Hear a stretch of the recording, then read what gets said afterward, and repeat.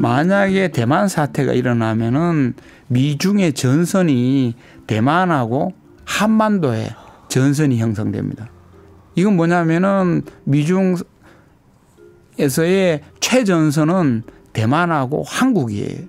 그러면은 최전선의 긴장 관계가 일어나면은 이 두 지역의 경제가 엄청난 충격을 받는 것은 너무나 당연하고 또 한국이 GDP의 4분의 1 가량이 날아간다는 것은 너무나 당연한 거거든요. 그런데 일본은 어떤 지정학적 위치에 있는가 하면은 최전선이 아니에요. 일본은 대만하고도 떨어져 있고요. 한반도하고도 떨어져 있는 후면의 기지병창 국가예요.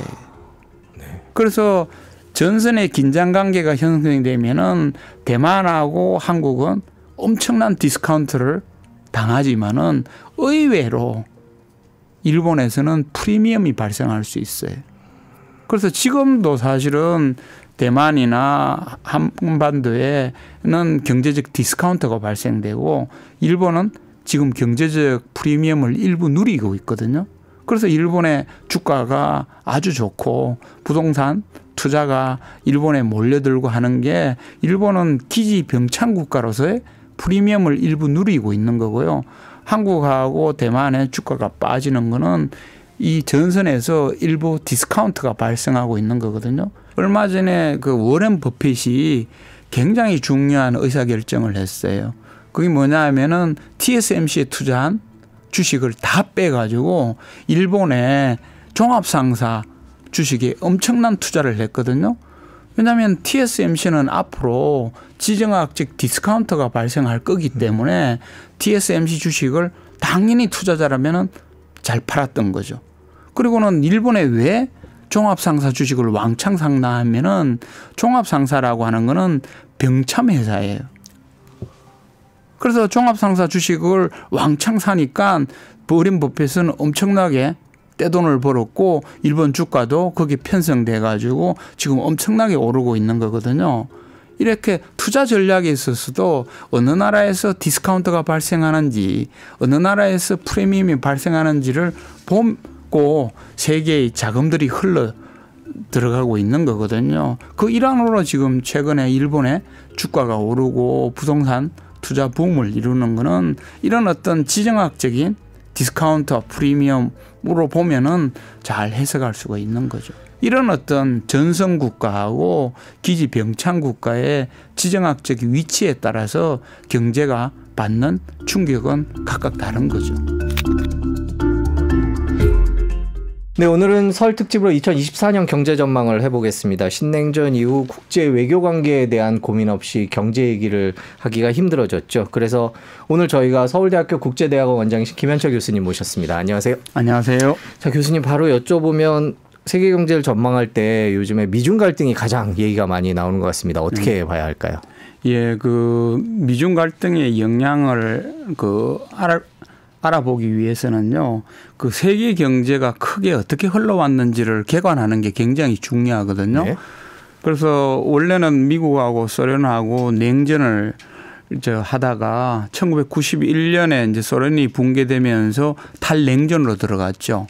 이 탈냉전 속에 전 세계적인 기업들은 가장 싼 곳에서 원료를 조달해서 가장 싼 곳에서 생산을 해서 전 세계에 팔므로 해가지고 전 세계 경제가 굉장히 좋았습니다. 네. 지난 30년간. 그 바람에 이제 한국도 이제 개발도상국에서 선진국으로 이제 그 성장하는 결정적인 계기가 지난 30년간의 그 탈냉전이었거든요. 이러한 구조가 이제 2017년에 미국의 트럼프 정부가 이제 중국하고 패권 경쟁을 시작함으로써 무너지기 시작했습니다. 네. 그 결과를 그 IMF 총재가 잘 설명하고 있는데요. IMF 총재는 이러한 그 미중 갈등 때문에 세계 경제가 위기에 처했다. 네. 위기의 정도를 이제 IMF가 추산해 보니까 매년 1,850조 원의 경제가 날아가고 있다라고 설명하고 있거든요. 그런데 이렇게 1,850조 원의 경제가 감소하게 되면은 이 말이 굉장히 중요한데요.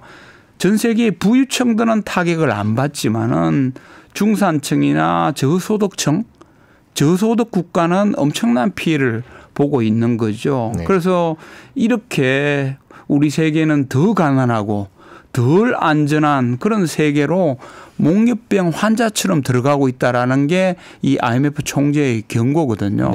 그런데 이제 IMF 총재는 이 글로벌 웨스트라고 칭해지는 자유민주주의 진영의 최고의 경제 기관이기 때문에 그 미국하고 중국을 싸잡아서 이렇게 비난했지만은 사실은 진심은 미국을 비난하는 거거든요. 왜 이렇게 쓸데없이 패권 전쟁을 일으켜 가지고 세계 경제를 뒤흔드느냐 이런 거를 이제 경고하고 있기 때문에요. 그 미중 갈등이 세계 경제에 어떤 영향을 미치고 그 책임 소재가 어디 있는가를 IMF 총재 발언이 아주 명확하게 보여주고 있는 거죠. 미국이 미중 패권 전쟁 속에서 중국에 관심을 기울이자 전 세계 곳곳에서 분쟁이 일어나기 시작했습니다. 그 러시아는 미국의 관심이 중국에 쏠려 있구나. 유럽에서의 관심은 줄어들겠구나 생각해서 2022년에 우크라이나를 침략했죠. 그런데 이 침략 때문에 석유가는 급등하게 되고 또 그 지역이 이제 곡물 생산 중심지이다 보니까 곡물가가 앙등하면서 전 세계적인 인플레이션이 발생했죠. 그리고는 또 그 틈에 또 중동에서 여러분도 잘 아시는 하마스 이스라엘 전쟁이 이제 터졌는데요. 이것도 기억하시는가 모르겠는데 2021년에 미국이 중국에 집중하기 위해서 아프가니스탄에 있는 미군을 철수해 버렸습니다. 그 바람에 이제 중동에 힘의 공백이 생기다 보니까 하마스가 이제 이스라엘을 공략하고 그 틈바구니 속에서 예멘의 후티 반군이 또 이제 홍해에서 상선을 공격하고 이런 이제 현상이 벌어지는 거거든요. 그런데 홍해 옆에 있는 수에즈 운하는 전 세계 물동량의 20%가 통과하는 지역입니다. 그리고는 거기에서 이제 상선을 공격하니까 지금의 중동 전쟁을 소위 컨테이너 전쟁이라고 이야기해요. 그 정도로 이제 컨테이너들이 이제 충격을 받게 되는데 그 문제는 이 수에즈 운하뿐만 아니라 저 남미에 있는 파나마 운하도 최근에 가뭄 때문에 정상 가동이 안 되는 상태입니다. 그러면은 전 세계의 남미의 파나마 운하고 중동의 수에즈 운하의 물동량이 흔들리니까 전 세계 공급망이 뒤흔들리고 있는 거거든요. 이게 모두 다 미중 패권 전쟁, 2017년 패권 전쟁부터 유래되는 큰 변화들인 거죠. 예전에는 제3세계 뭐 이렇게 불렀었는데 요즘에는 글로벌 사우스 이런 이름으로 부르고요. 또 브릭스라는 이름으로 또 이렇게 또 제3의 세력들이 이렇게 나서기도 하는데 물론 이제 뭐 중국은 브릭스에 들어가 있습니다만은 이런 브릭스 같은 새로운 결합 이런 것들은 앞으로 세계 경제에 어떤 영향을 미친다고? 이게 앞으로 이제 엄청난 충격을 줄 텐데요. 미국의 힘만으로는 중국에 대응을 못하니까 미국이 유럽과 일본을 끌어들여서 글로벌 웨스트 진영을 만들었어요. 그러니까 여기 대응해서 중국 입장에서는 브릭스를 규합하고 또 브릭스도 확장하거나 아니면 중앙아시아 국가들을 진영화하면서 글로벌 이스트 진영을 만들기 시작했어요. 그런데 지금 IMF 총재처럼 이 두 진영이 싸우게 되면은 피해는 가난한 지역 국가들이 가장 많이 입게 되는 거거든요. 그러다 보니까 이 아프리카에 있는 가난한 국가, 그리고 중동, 그리고 아세안 지역, 그리고 남미 지역의 국가들이 단합을 해가지고 이들이 적도 이남의 지역이라고 해서 글로벌 사우스 진영을 만들기 시작했습니다. 그러면은 세계화 속에서 전 세계가 하나의 시장이었는데 갑자기 웨스트 진영하고 이스트 진영하고 사우스 진영으로 갈려져다 보니까 이 진영 간의 블록화가 되고 이 속에서 글로벌 공급망이 단절되다 보니까 세계 경제는 큰 충격을 받게 되었던 거죠. 그래서 월드뱅크 같은 곳은 이런 식으로 블록화되다 보면은 앞으로 세계 경제가 잃어버린 10년이 될 것이다 라고 예측도 하기도 하고요. 또 전문가는 이렇게 되면은 세계 경제가 회복이 안 되고 계속 L자형 장기 저성장으로 갈 것이다라고 경고하는 학자들도 많거든요. 이게 지금 현재 일어나고 있는 세계 경제 현상인 거죠.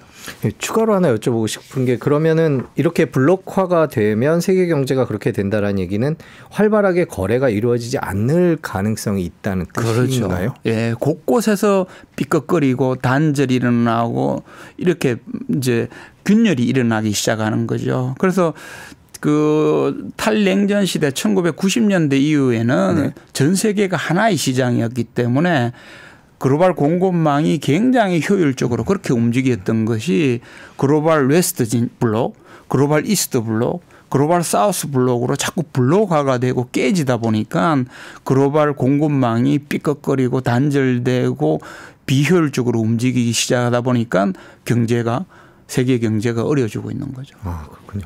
자, 그러면 일단 우리나라가 포함되어 있는 동북아 지역 얘기를 좀 여쭤보겠습니다. 얼마 전에 대만 총통 선거를 하면서 친미다 친중이다 그래갖고 어떤 블록의 대결 같이 그런 맞습니다. 모습도 있었고요. 우리나라도 그런데 어떻게 봐야 될까요, 이 지역은?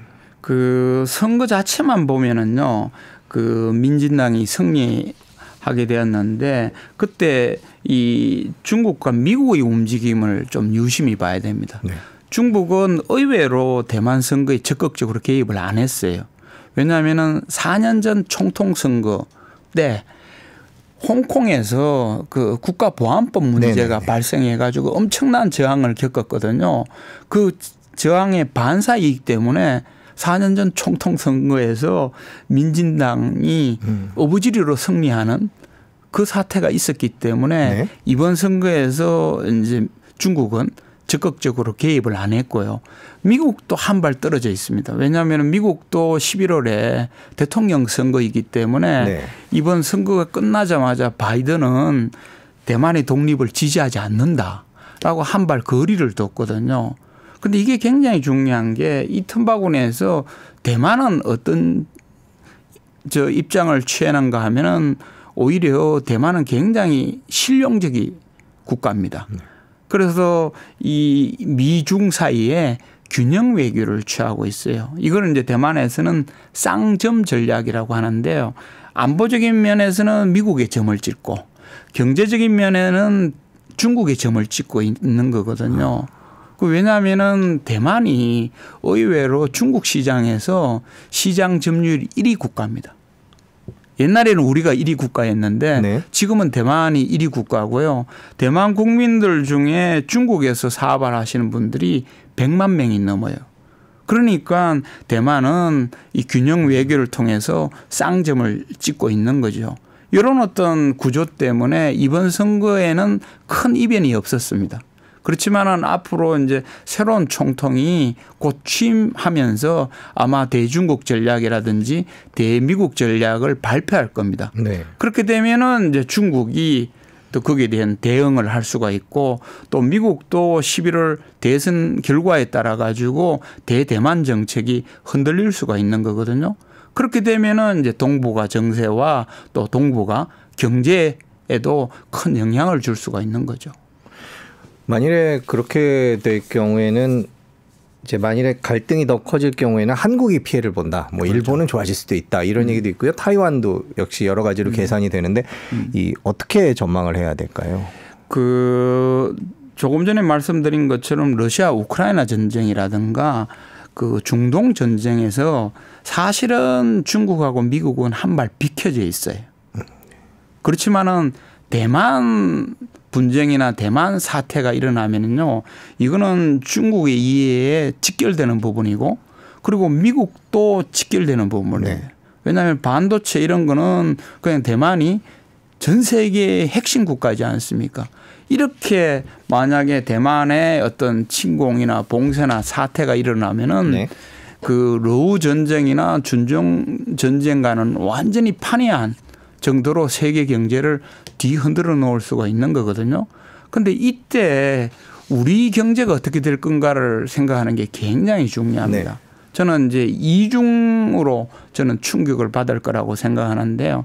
하나는 뭐냐면은 안 그래도 지금 미중 갈등 속에 전 세계 최대의 피해 국가가 어디냐 하면은 한국입니다. 이거는 IMF 2001년 보고서하고 2023년 보고서에 지금 상태의 미중 갈등의 최대의 피해 국가는 한국이라고 적시하고 있어요. 네. 그런데 지금의 긴장관계 속에도 한국이 최대의 피해 국가인데 만약에 대만 사태가 일어나면은 물론 대만이 가장 피해 국가지만은요 한반도 한국 경제도 엄청난 피해를 입게 될 겁니다. 그래서 그 전문가들이나 있던 보고서에서는 만약에 대만에 사태가 일어나면은 한국의 GDP의 23% 네. 거의 4분의 1이 날아간다고 이야기하고 있는 거거든요. 그 정도로 한국 경제는 엄청난 충격을 줄 거예요. 왜냐하면은 우리나라는 통상국가고요. 우리나라의 최대 무역 국가는 중국이고 2등이 미국이에요. 이게 대만 해역에서 붙으면은요, 한국의 1위 교역 국가하고 2위 교역 국가가 부딪히는 거기 때문에 한국 GDP의 4분의 1가량이 날아가는 거는 너무나 당연한 거거든요. 그런데 네. 저는 또 하나 더 걱정하는 게 뭐냐 하면은 이 한반도의 전쟁 가능성입니다. 왜냐하면은 지금도 북한이 저렇게 굉장히 도발적으로 나오는데 만약에 대만 사태까지 터진다면은 북한이 어떤 움직임을 보일지 모르거든요. 이렇게 되면은 한국은 안보면이나 경제면에 굉장히 이제 충격을 받을 건데요. 그런데 일본은 어떠냐 하면은 우리하고는 조금 영향이 다릅니다. 왜냐하면은 우리나라는 통상국가지만은 일본은 의외로 내수국가예요. 1억 2천만 명의 그 시장을 거느린 내수국가이기 때문에 이 각 보고서를 보면은 대만 사태가 일어나면은 한국은 GDP의 4분의 1 정도가 날아가지만은 일본은 한 5, 6% 정도밖에 안 날아간다고 이야기하고 있거든요. 예측하고 있거든요. 그 이유가 일본은 내수국가예요. 그런데 더 중요한 거는 만약에 대만 사태가 일어나면은 미중의 전선이 대만하고 한반도에 전선이 형성됩니다. 이건 뭐냐면은 미중에서의 최전선은 대만하고 한국이에요. 그러면은 최전선의 긴장 관계가 일어나면은 이 두 지역의 경제가 엄청난 충격을 받는 것은 너무나 당연하고 또 한국이 GDP의 4분의 1가량이 날아간다는 것은 너무나 당연한 거거든요. 그런데 일본은 어떤 지정학적 위치에 있는가 하면은 최전선이 아니에요. 일본은 대만하고도 떨어져 있고요. 한반도하고도 떨어져 있는 후면의 기지병창 국가예요. 네. 그래서 전선의 긴장 관계가 형성이 되면은 대만하고 한국은 엄청난 디스카운트를 당하지만은 의외로 일본에서는 프리미엄이 발생할 수 있어요. 그래서 지금도 사실은 대만이나 한반도에는 경제적 디스카운트가 발생되고 일본은 지금 경제적 프리미엄을 일부 누리고 있거든요. 그래서 일본의 주가가 아주 좋고 부동산 투자가 일본에 몰려들고 하는 게 일본은 기지병창 국가로서의 프리미엄을 일부 누리고 있는 거고요. 한국하고 대만의 주가가 빠지는 거는 이 전선에서 일부 디스카운트가 발생하고 있는 거거든요. 그런데 여기에 만약에 봉쇄라든지 이런 사태가 발생한다면은 이거는 경제가 대만이나 한국은 그냥 폭락하게 되는 거고 일본도 일부 충격이 있겠지만은 이 프리미엄하고 상쇄되는 부분이 있기 때문에 일본의 충격은 덜할 수가 있는 거거든요. 그래서 이런 어떤 전선 국가하고 기지 병창 국가의 지정학적 위치에 따라서 경제가 받는 충격은 각각 다른 거죠. 일본 얘기만 좀 여쭤보면 그럼 이미 최근에 일본에 투자가 몰린다든지 아니면 뭐 주가가 오른다든지 이런 현상들은 이미 이런 지정학적 위치들이 서서히 반영되기 시작했다 이렇게 봐도 되는 걸까요? 저는 그렇게 보고 있습니다. 왜냐하면은 지금 중국의 주가가 많이 빠지거든요. 그리고 중국 경제가 이제 어렵기 때문에 네. 여기서 빠져나온 돈이 어디로 갈 건가 이 흐름을 봐야 되는데요. 얼마 전에 그 워렌 버핏이 굉장히 중요한 의사결정을 했어요. 그게 뭐냐 하면은 TSMC에 투자한 주식을 다 빼가지고 일본의 종합상사 주식에 엄청난 투자를 했거든요. 왜냐하면 TSMC는 앞으로 지정학적 디스카운트가 발생할 거기 때문에 TSMC 주식을 당연히 투자자라면 잘 팔았던 거죠. 그리고는 일본에 왜 종합상사 주식을 왕창 샀나 종합상사라고 하는 거는 병참 회사예요. 그래서 종합상사 주식을 왕창 사니까 워렌 버핏은 엄청나게 떼돈을 벌었고 일본 주가도 거기에 편성돼 가지고 지금 엄청나게 오르고 있는 거거든요. 이렇게 투자 전략에 있어서도 어느 나라에서 디스카운트가 발생하는지 어느 나라에서 프리미엄이 발생하는지를 보고 세계의 자금들이 흘러 들어가고 있는 거거든요. 그 일환으로 지금 최근에 일본의 주가가 오르고 부동산 투자 붐을 이루는 거는 이런 어떤 지정학적인 디스카운트 프리미엄으로 보면은 잘 해석할 수가 있는 거죠. 네, 그렇군요. 이제 우리나라 얘기를 좀 여쭤봐야 될 것 같은데 우리나라는 일단 한미일 이런 쪽으로 지금 현재 가고 있습니다. 그러면 이제 중국과의 갈등이 있을 수도 있는데 말씀해 주신 대로 중국과의 또 경제적인 관계도 여전히 필요하고요. 한국 경제 어떻게 흘러갈까요? 그래서 우리나라가 그 동상국가이기 때문에 미국하고 일본하고도 잘해야 되지만은 중국하고 네. 러시아하고 사우디아라비아하고 아프리카하고 아세안하고 남미 국가들하고 다 잘해야 돼요. 그런데 한국 정부가 2022년에 인도 태평양 전략에 가입하기 시작했고요. 작년에 캠프 데이비드 협정을 통해 가지고 완전히 미국하고 일본 편에 서버렸습니다. 네. 결국은 우리는 경제적으로도 글로벌 웨스트를 선택해 버렸어요.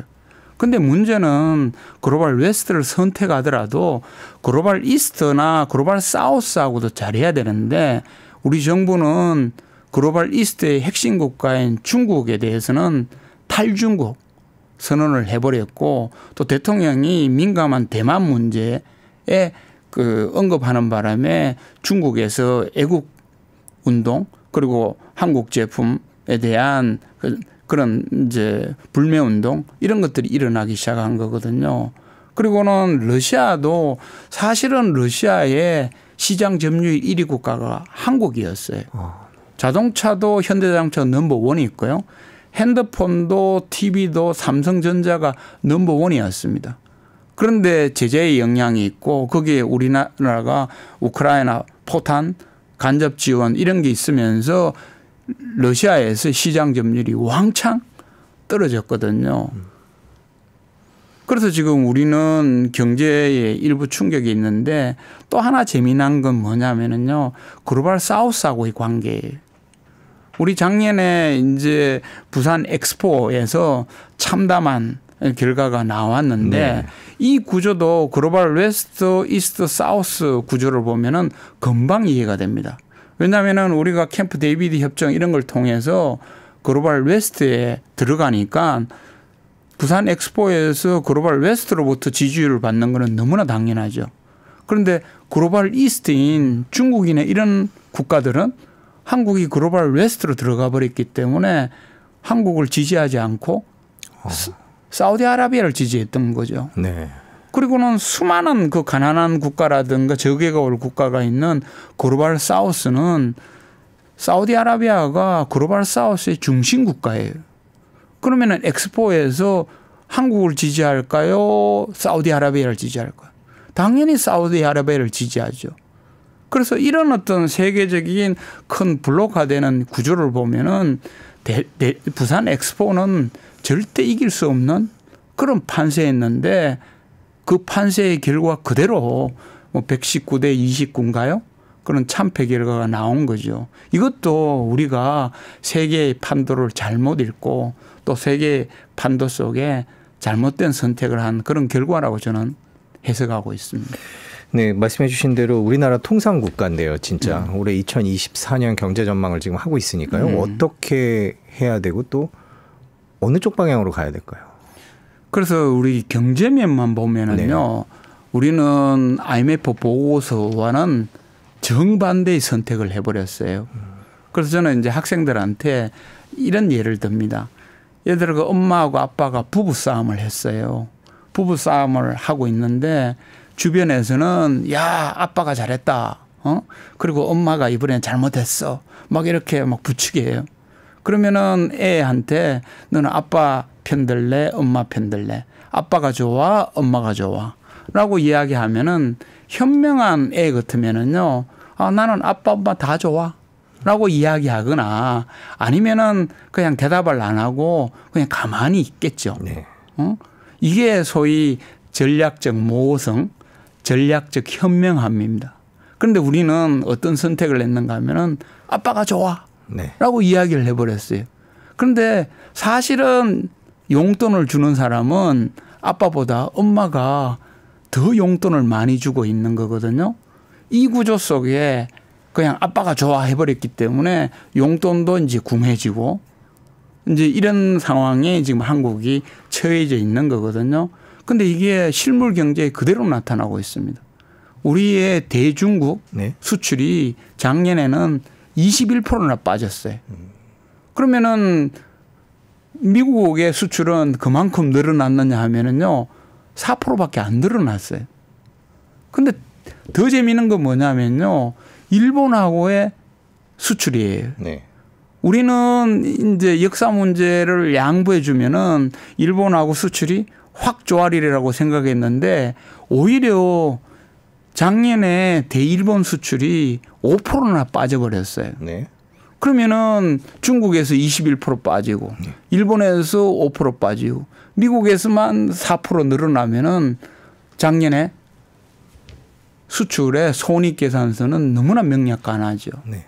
그런데 이제 통상국가에서 이렇게 수출에 충격을 받으면요 내수도 시간차를 두고 충격을 받습니다. 네. 그래서 작년에 우리 경제 성장률이 최근에 발표됐는데요. 1.4% 성장했어요. 그런데 한국은행이 그 전년도에 한국의 경제 성장률을 2.5%로 예측했는데 거의 작년에 경제 성장률이 반토막 났거든요. 저는 그 첫 번째 원인이 수출 충격이라고 보고 그 수출 충격 속에서 우리 정부가 너무 글로벌 웨스트만 선택한 이 결과라고 저는 보거든요. 그런데 이제 이러한 효과는 이제 한국 경제에 나타나기 시작했어요. 왜냐하면은 작년에 민간 소비가 10년 만에 최악이었습니다. 그래서 이제 은행 연체율도 급등했고요. 뭐 은행 어음 부도율 그리고 임금 체불에 이게 뭐 작년에 급등하기 시작했고요. 더 충격적인 거는 그 법인 부도율이 그 전년도보다 60%를 뛰었어요. 그리고 개인 그 회생 신청도 30%나 늘고. 그래서 IMF 총재의 말처럼요. 경제적 충격이 오면은 부자는 영향이 없습니다. 그런데 그런 서민이라든가 이렇게 한계 기업이라든가 여기에는 이제 충격이 오기 시작한 거거든요. 그런데 이제 문제는 올해의 충격이 작년의 충격의 연장선 속에 있기 때문에 올해 경제도 만만치 않습니다.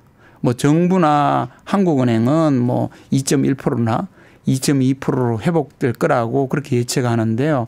그 민간 경제 연구소들은 하나같이 1.7%, 1.8%, 1.9%와 같은 1%대 경제 성장률을 예측하고 있거든요.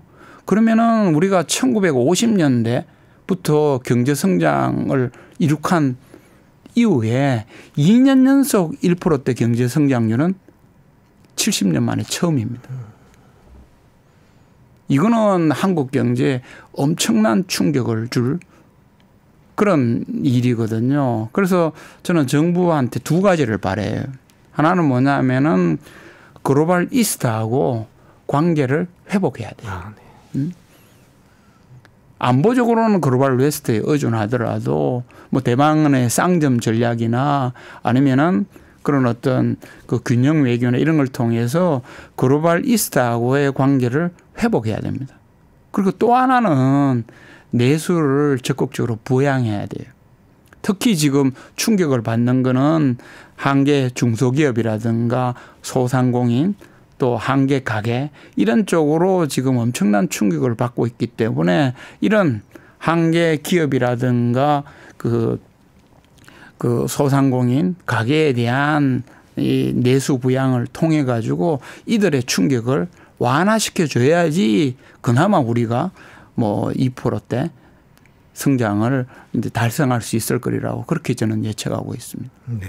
올해 한국 경제 얘기까지 해주셨는데 최근에 뭐 이제 반도체도 이제 회복될 수 있을 거다라는 얘기도 있고요. 중국 시장에서 이제 많이 중국 수출이 줄어든 대신 미국 수출은 또 늘었다. 뭐 이런 식의 긍정적인 얘기도 일부 나오거든요. 그런 뉴스들은 어떻게 봐야 될까요? 그래서 이제 작년에 제가 말씀드린 것처럼 수출이 최악이었거든요. 그런데 작년 4, 4분기부터 조금씩 수출은 회복되고 있습니다. 그런데 지금 지적한 것처럼 올해는 수출이 문제가 아니라 내수가 문제예요. 경제라고 하는 거는 수출하고 내수라는 두 바퀴로 돌아가는데 작년에는 수출 바퀴가 완전히 고장 났는데 그래도 하반기부터 수출이 조금 돌아가기 시작한 거예요. 근데 문제는 작년에 내수마저도 이제 충격을 받기 시작해가지고 올해는 이 내수가 삐걱이기 시작한 거예요. 그러면 수출이 회복돼가 좀 돌더라도 내수 바퀴가 안 돌아가면은 한국 경제는 어려운 거는 여전한 거거든요. 그래서 이런 어떤 경제에 있어서의 균형 감각 이런 게 굉장히 중요해지는 한 해가 될 것 같습니다. 말씀 여기까지 듣겠습니다. 감사합니다. 감사합니다.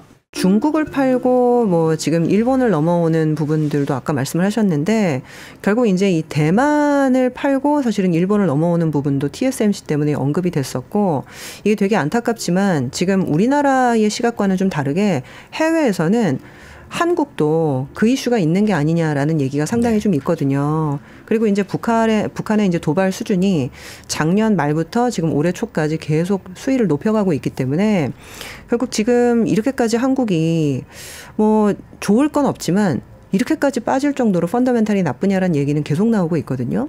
근데 그 이유 중에 하나가 어찌 보면 그런 지정학적 어떤 불안 때문에 이제 이 외국인들이 자금을 옮기고 있는 게 아닌가라는 얘기도 나오고 있거든요. 그렇게 보면 사실 이제 일본의 어떤 위치가 이런 주변국의 지정학적인 위험을 좀 활용할 수 있는 이런 표현이 적당할지는 모르겠지만은 그런 측면이 분명히 좀 있기 때문에 좀 외국인들도 그런 부분들을 좀 감안하고 투자하는 게 아닌가 싶은 생각도 듭니다. 솔직히 이제 미국 하나만 보거나 중국 하나만 보거나 왜냐하면 이제 세계화 시대에는 모든 공급망들이 다 얽혀 있었고 그렇죠. 서로 사실은 주문을 하면 수출을 하고 그거를 소비를 하고 다시 또 돌려주고 그러니까 이런 상관관계가 있었기 때문에 한국과의 주가 흐름과 경제 흐름이 다른 그 중시나 국가들의 상관관계와 아주 높았습니다. 근데 지금은 안타깝게도 상관관계가 제가 2002년도에 증권사에 들어왔는데요. 가장 낮은 것 같아요. 제가 이렇게까지 사실은 각자 도생으로 움직이는 걸 거의 본 적이 없는 것 같습니다. 그만큼 이게 이제 글로벌 공급망이 사실은 좀 붕괴되고 있다라는 그리고 이제 탈세계화가 사실 우리의 어떤 눈앞에 현실화되고 있다라는 하나의 증거인 것 같고요. 우리나라 투자자들이 지금은 미국 주식에 80% 이상 투자하지만 한 10년 전만 해도요. 나 해외 주식해라고 하면 대부분 홍콩 주식이나 중국 주식이었거든요. 근데 중요한 거는 이제는 전망이 바뀌다 보니까 이제는 홍콩이나 중국은 보유해서 사실은 물렸다라는 표현을 많이 쓰시는데 어쩔 수 없이 지금 팔지 못해 갖고 있는 것들 이외에는 신규 자금들은 사실 미국으로 갔다가 이제는 사실 미국도 굉장히 비싸졌으니까 일본으로 가지 않는가라는 어떤 그런 정도의 자산 배분은 분명히 좀 있는 거죠. 그래서 사실 주가가 사실 많이 올랐습니다. 조금만 더 오르면 제가 계산을 해봤는데 1990년의 고점이 지금 6%밖에 안 남았더라고요. 네. 현재 6% 더 오르면 니케이 225 지수가 1990년에 이제 기록을 했었던 그 주가를 회복을 하게 되는데 아마도 이게 이제 물가 상승률이나 이런 것들로 계산을 하게 되면 좀 그리고 이제 엔저를 감안하게 되면 일본 주식을 할인을 해서 봐야 되거든요. 왜냐하면 이제 엔화가 약세로 갔기 때문에 그런 부분까지 다 감안하게 되면 사실상 6% 오르면 고점이니까 더 이상 못 오르겠네라고 생각하실 수도 있지만 물가 상승률이나 내지는 엔화 약세를 감안하게 되면 오히려 그때보다도 지금 일본 주식이 좀 낮은 상태예요. 그래서 실질적으로는 더 오를 수 있다라고 보시는 분들이 많은 것 같습니다. 네, 최근에 일본 주식 시장이 강세인데요. 그 돈이 중국에서 빠져나온 것이다. 이런 기사들도 있습니다. 요미우리 신문이 최근에 이런 보도를 했다고 전해졌는데요. 그거 말고도 또 일본 정부가 여러 가지 그 증시 부양책을 내놓고 있다고 하는데 그 얘기를 좀 해보도록 하겠습니다. 일본 주식이 최근에 많이 올랐습니다. 그럼 오른 이유는 어떤 것들이 있다고 봐야 될까요? 또? 제가 이제 연초 대비 주가를 제가 수익률을 계산을 해보니까 일본이 지금 한 7% 정도 올랐고요. 한국은 오히려 반대로 6% 정도 빠졌고 중국은 지금 뭐 중국이랑 홍콩이랑 본토 시장이 좀 틀리긴 하지만 8% 9%씩 빠졌더라고요. 그러니까 이 얘기는 정말 일본만 홀로 아시아권에서 올라온 거니까 네. 이거는 정말 뭐 주주환원이나 이런 어떤 좀 세제 혜택 때문인가라고 생각할 수도 있는데 사실상 일본이 경제가 지금 나쁘지가 않습니다. 아까도 이제 말씀드렸던 것처럼 기본적으로 이제 외국인 투자자들이 들어오려면 이 기업에 대한 전망이나 이런 것들에 대한 확신이 있어야 되는데 지금 엔화가 상당히 강세로 갈 거다라는 전망 때문에 엔을 사신 분들이 정말 많거든요. 주변에도. 근데 중요한 거는 그 2년 전부터 결국에는 엔이 강세로 갈 거다 했는데 아직까지도 강세로 안 가고 있어요. 이 얘기는 정책적으로 엔저를 수출 기업들에게 활용할 수 있도록 지금 굉장히 장기간 정책적으로 이거를 활용을 하고 있는 겁니다. 그래서 실질적으로는 엔 약세에 대해서 수혜를 보는 수출 기업들이 굉장히 많고요. 그렇게 되면 사실 내수 기업들은 오히려 지금 수입 물가 때문에 고통을 받으니까 안 좋아질 수 있는데 굉장히 재미있는 포인트는 엔저 때문에 오히려 외국인 관광객들이 굉장히 많이 들어오고 그러다 보니까 실질적으로는 이 국내 내수에서 부족한 부분들을 외국인 관광객들이 채워주다 보니까 지금 현재 내수도 나쁘지가 않은 거예요.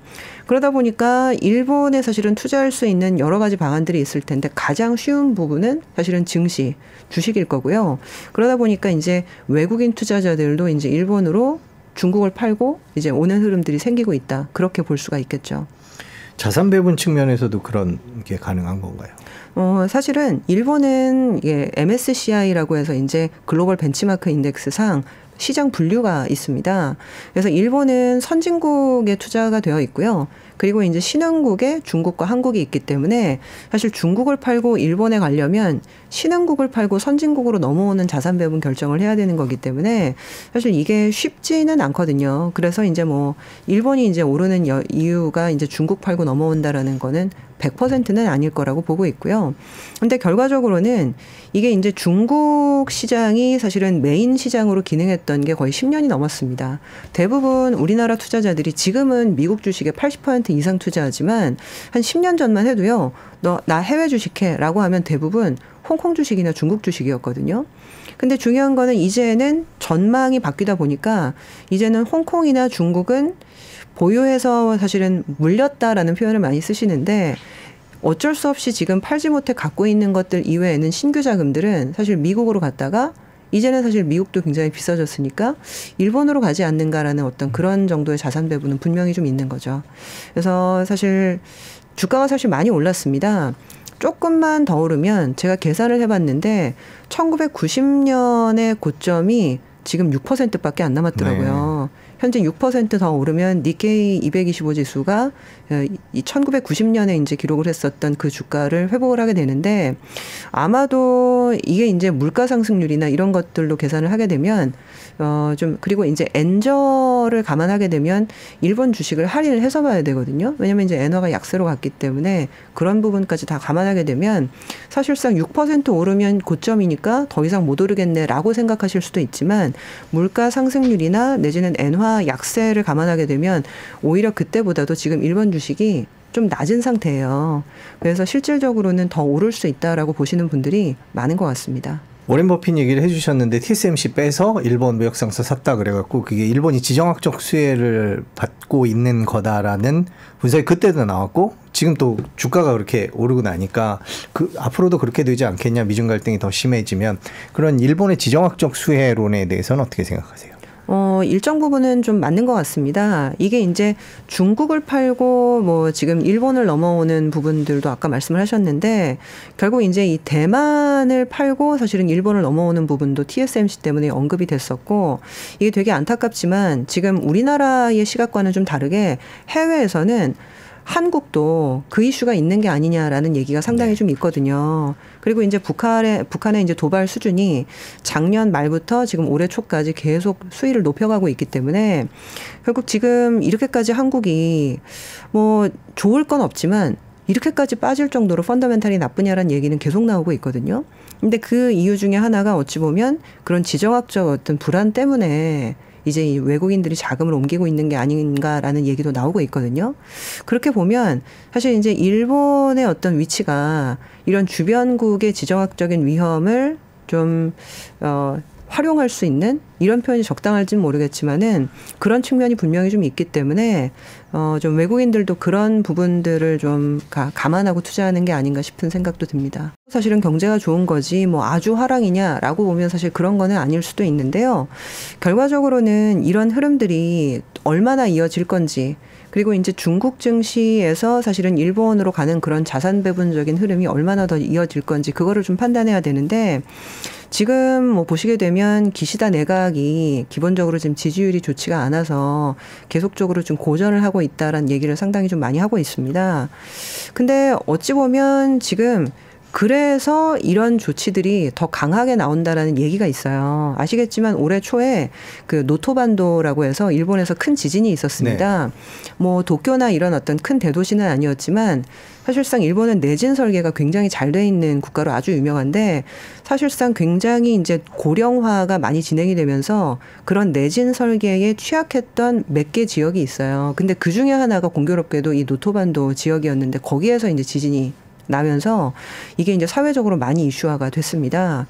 그러다 보니까 사실상 금리를 올려야 될 타이밍인데 정치적으로 내지는 지금 사회적으로 금리를 올리지 못하는 분위기들이 되다 보니까 이게 계속적으로 이제 부양을 하는 스탠스로 갈 수밖에 없는 거죠.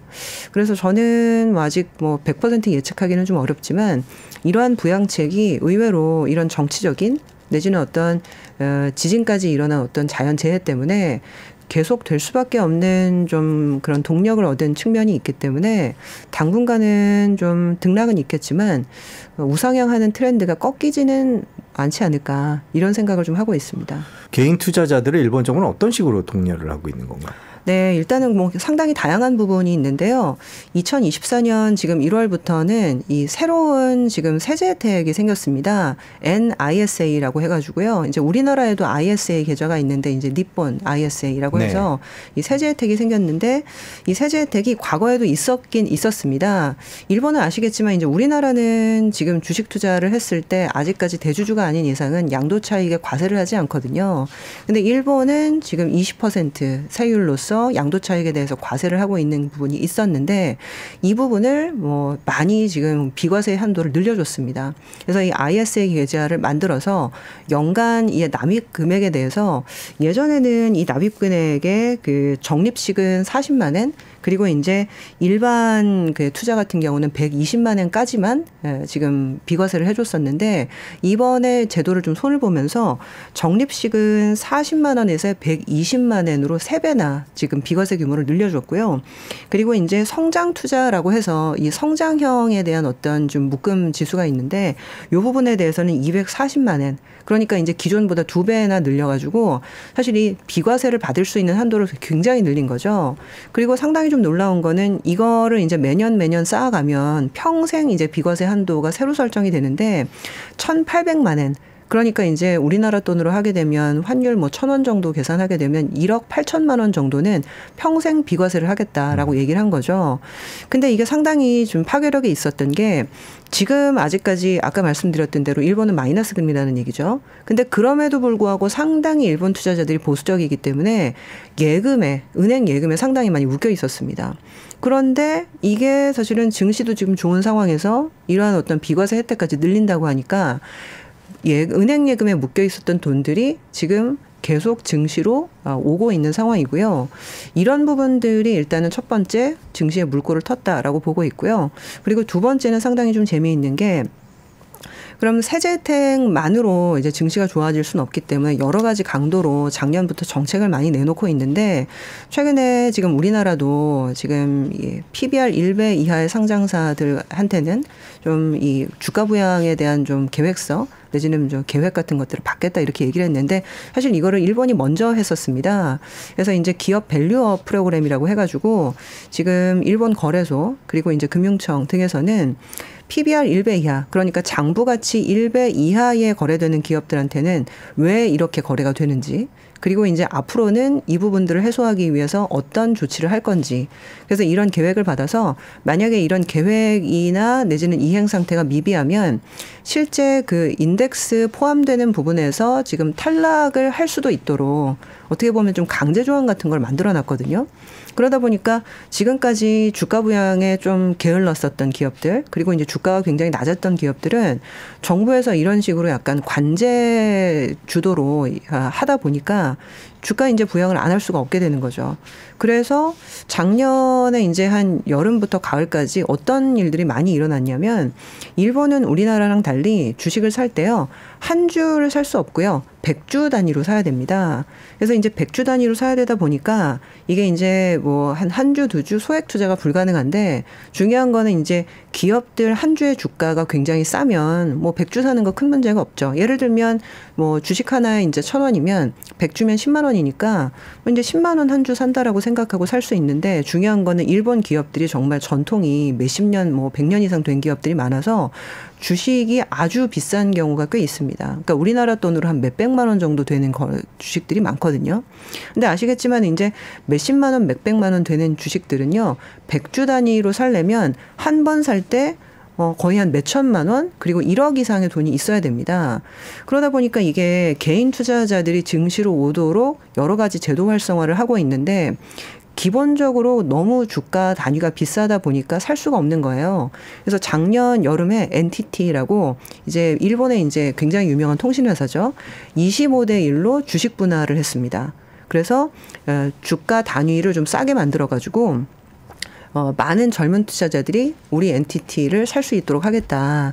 그래서 이제 주주의 세대 교체라는 표현까지 쓰면서 우리가 전체적으로 이제 주주들의 나이를 좀 어리게 만들기 위해서 이런 조치를 했다라고 NTT가 얘기를 했거든요. 근데 이제 NTT 이외에도요, 굉장히 많은 기업들이 2대1 분할, 3대1 분할, 이런 식으로 해서 이 주식 분할을 작년부터 굉장히 많이 하고 있고요. 그래서 이게 민관 합동으로 사실상 어떻게 하면 일본 주식의 참여율을 이제 국내 투자자들의 참여율을 올릴 수 있을까, 이 부분들은 굉장히 고심하고 여러 각도로 지금 제도를 이행을 하고 있습니다. 그래서 사실 지금 좀 좋아지고 있는 것들은 이미 한 몇 년 전부터 시행됐던 어떤 제도의 좀 결과물인 측면이 있죠. 개인 투자자들의 주식 투자를 유도하고 있고, 첫 번째는, 두 번째는 기업들에게 뭐 자사주 매입이나 분할 같은 방식을 통해서 또 주가를 좀 올리라는 식으로 압력을 넣고 있는 것 같은데요. 일단 개인 얘기부터 물어보겠습니다. 개인들에게 이렇게 주식 투자를 유도하는 이유가 있을까요? 일단은 좀 거시적으로 보게 되면은 그 자산 배분과 이제 자원 배분의 차원이 있는 것 같아요. 아시겠지만 어느 나라든 국부 그리고 유동성은 한정적입니다. 근데 예를 들면 100만 원의 그 자금이 있다라고 했을 때 이 100만 원의 자금을 안정적인 은행 예금에다가 넣어두느냐, 그리고 조금 더 모험 자본 역할을 할 수가 있는 좀 이제 위험 자산에 넣느냐는 사실 10년이 지났을 때, 100년이 지났을 때는 그 국가의 명운을 가를 정도로 굉장히 방향성이 달라지거든요. 예를 들면 사실 지금은 기술력은 있지만 자본이 부족한 A라는 기업이 있다.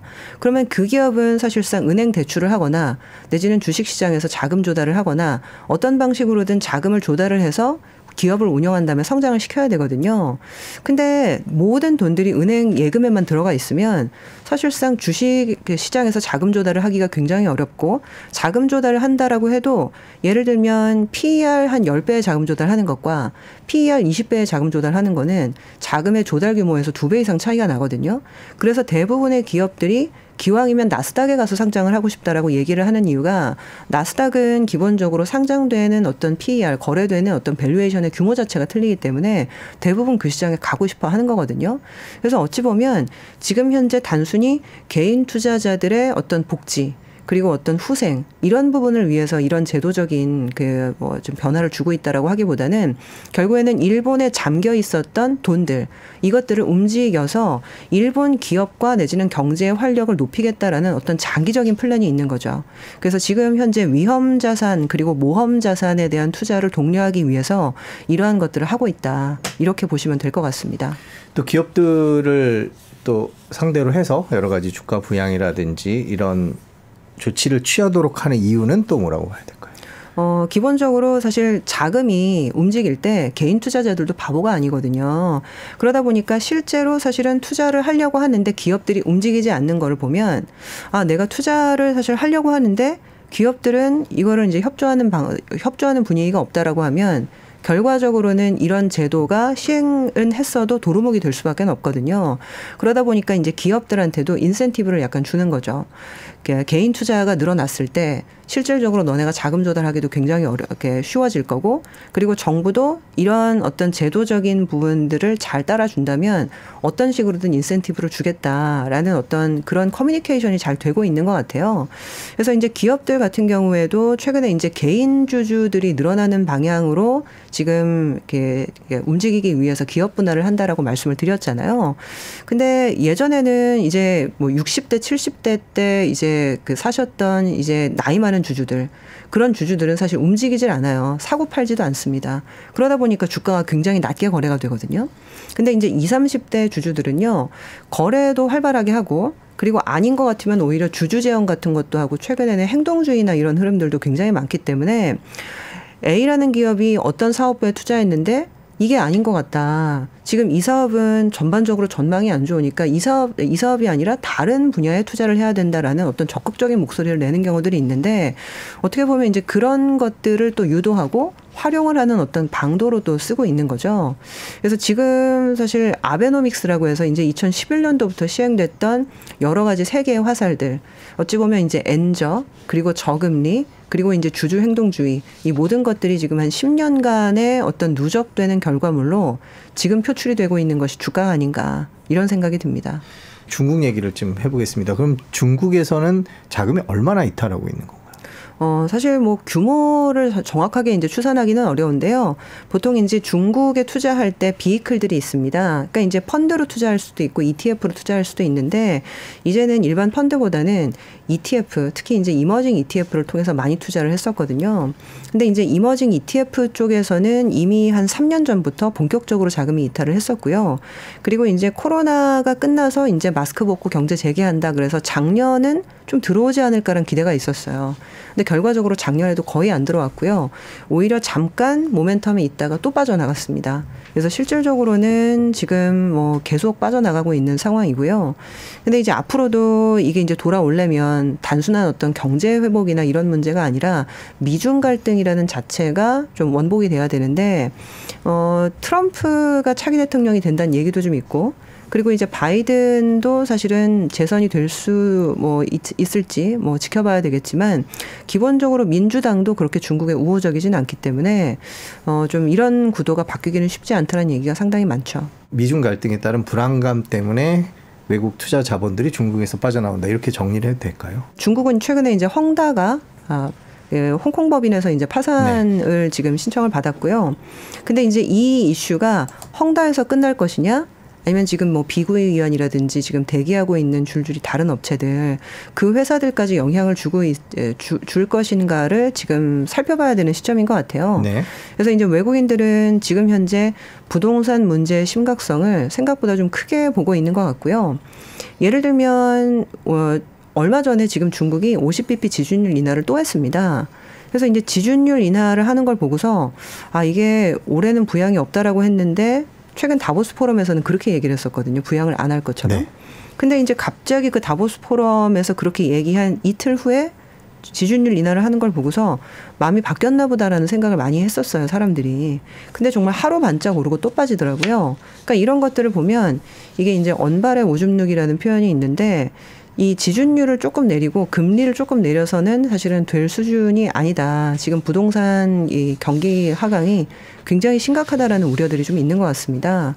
그러다 보니까 이제 일본은 금리를 하나도 안 올렸고 부동산이 너무 좋은데 중국은 오히려 금리를 내리는데도 지금 부동산이 굉장히 안 좋은 상황이니까 이런 부분들이 굉장히 심리적인 불안감들을 더 키우는 거죠. 저기 헝다 얘기해 주셨으니까 지금 중국 부동산 상황은 많이 심각한 상황인가요? 어떻게 진단해야 될까요? 일단은 사실은 헝다가 이제 홍콩에서 이제 파산 보호 신청을 했는데 사실 이 부분은요, 이미 2년 반 전부터, 그러니까 거의 3년 됐습니다. 이미 그때부터 이제 위험하다는 얘기가 많이 나왔었고, 헝다가 이제 중국 국내에서도 채권을 발행했고요. 그리고 해외에서도 달러채를 발행했는데 이 달러채 상환에 이미 2021년도에 실패하면서 그때부터 자금난이 있다는 얘기는 많이 나왔었습니다. 근데 벌써 한 2, 3년 끌었다가 이제야 이제 홍콩에서 파산보호 신청을 한 거거든요. 그렇기 때문에 이거를 사실은 새로운 이슈다라고 보기는 좀 어렵고, 그리고 중요한 거는 이제 홍콩에서 파산보호 신청을 했다 하더라도요, 대부분의 지금 헝다의 자산은 본토에 있습니다. 그러다 보니까 대부분 채권자들이 자산 압류를 들어갔을 때 본토에 있는 자산 압류를 해야 이게 실질적으로 뭔가 구조조정이나 내지는 채무조정을 할 수가 있는데, 중요한 거는 홍콩 법인의 그런 결정이 본토 법인의 구속력을 지니지를 못해요. 그러다 보니까 그런 거를 알고 있기 때문에 굉장히 영리하게도 이 시간을 버는 조치들을 한 게 아니냐라는 얘기들이 꽤 있더라고요. 그래서 아마도 사실은 힘든 거는 헝다만 아닐 거기 때문에 다른 뒤에 있는 이제 A 기업, B 기업, C 기업에게 시간을 버는 조치를 하려면 이 헝다의 파산을 좀 신청을 하더라도 사실상은 이제 본토까지 또 넘어가는데 시간이 많이 걸릴 거기 때문에 그 과정에서 좀 천천히 어떤 경기에 대한 대응력을 높여가는 과정들이 있을 것 같더라고요. 그래서 당장의 어떤 이 헝다 이슈가 지금 시장을 어떤 급냉시키고 경기가 이제 악화되는 그런 이슈로 연결되지는 않는다. 근데 이제 중요한 거는 그렇다 손 치더라도 과연 경기 둔화를 막을 수 있을 것인가는 약간 다른 문제거든요. 시장의 실패. 결국 시장의 실패라는 것들은 자금 조달에 실패하고 내지는 채권 상환에 실패하고 그러면서 이제 유동성이 스퀴즈되는 약간 이제 그런 금융적인 문제를 말하는 거거든요. 근데 그런 문제는 지금 중국 정부가 대응하려고 굉장히 여러 가지 플랜들을 짜고 있는 것 같아요. 근데 그럼에도 불구하고 경기가 둔화되는 문제는 완전히 약간 다른 문제라는 얘기이기 때문에 저는 그 부분에 대해서는 상당히 좀 걱정을 하고 있고요. 지금 1월 1일 날 수출이 나왔었는데 우리나라 수출이 계속 이제 회복을 하고 있다. 이렇게 또 정부에서도 얘기를 하고 있고 지표도 그렇게 나오고 있거든요. 근데 중요한 거는 중국 수출이 과연 이제 회복이 될까를 잘 지켜봐야 됩니다. 지금 중국 수출이 여전히 지금 마이너스 증가율을 기록을 하고 있고요. 미국 수출 증가율이 1월 달에 나왔던 12월 지표 기준으로는 20% 증가였거든요. 근데 미국은 20% 수출이 증가하는데 중국은 마이너스 증가율이 나온다라는 것들은 양국의 경제 상황이 굉장히 다른 것이고, 사실 이렇게까지 했는데 중국 수출 증가율이 살아나지 않는다라고 한다면 이거는 향후에 결국에는 반드시 한번 짚고 넘어가야 되는 문제가 될 수 있기 때문에 이 중국 경기 둔화에 대해서는 계속 좀 모니터링을 하실 필요가 있겠다 말씀을 드립니다. 미국 경제와 중국 경제, 일본 경제, 한국 경제 이런 것들 어떻게 얽혀 있다고 봐야 될까? 너무 복잡한 것 같아요. 네, 근데 사실은 예전에는요, 정말 이 네 국가를 다 볼 필요가 없고요, 그냥 하나만 보면 됐었어요. 그러니까 뭐 솔직히 이제 미국 하나만 보거나 중국 하나만 보거나, 왜냐하면 이제 세계화 시대에는 모든 공급망들이 다 얽혀 있었고, 그렇죠. 서로 사실은 주문을 하면 수출을 하고 그거를 소비를 하고 다시 또 돌려주고, 그러니까 이런 상관관계가 있었기 때문에 한 국가의 주가 흐름과 경제 흐름이 다른 그 중시나 국가들의 상관관계와 아주 높았습니다. 근데 지금은 안타깝게도 상관관계가 제가 2002년도에 증권사에 들어왔는데요, 가장 낮은 것 같아요. 제가 이렇게까지 사실은 각자도생으로 움직이는 거를 거의 본 적이 없는 것 같습니다. 그만큼 이게 이제 글로벌 공급망이 사실은 좀 붕괴되고 있다라는, 그리고 이제 탈세계화가 사실 우리의 어떤 눈앞에 현실화되고 있다라는 하나의 증거인 것 같고요. 한국도 예전에는요, 전체 수출에서 중국이 차지하는 비중이 40%가 일시 넘었던 적이 있었습니다.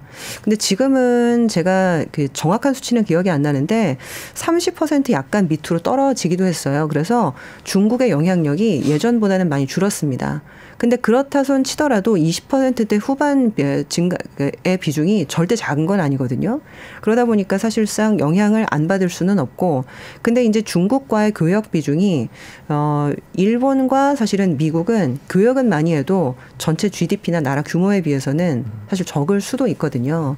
그래서 사실 안타깝게도 한국은 아직까지는 영향을 좀 많이 받는 경제이고, 일본과 미국은 자체적으로 부양 프로그램도 돌리고 있고, 그리고 자체 내수가 우리나라보다는 훨씬 더 큰 시장이기 때문에 상대적으로 영향은 좀 작다, 이렇게 볼 수 있겠습니다. 마지막으로 투자자 입장에서 어떻게 행동해야 될지 여쭤보겠습니다. 일본과 중국 그리고 한국 어떻게 해야 될까요? 네, 뭐 일단은 사실은 이제 뭐 굉장히 어려운 문제입니다. 보통은 이제 가치 투자, 그리고 이제 어떻게 보면 안전한 투자, 이런 것들은 떨어졌을 때 오히려 역발상으로 좀 좋아질 것을 대비하면서 좀 사는 것이 일반적인 투자의 정석이거든요.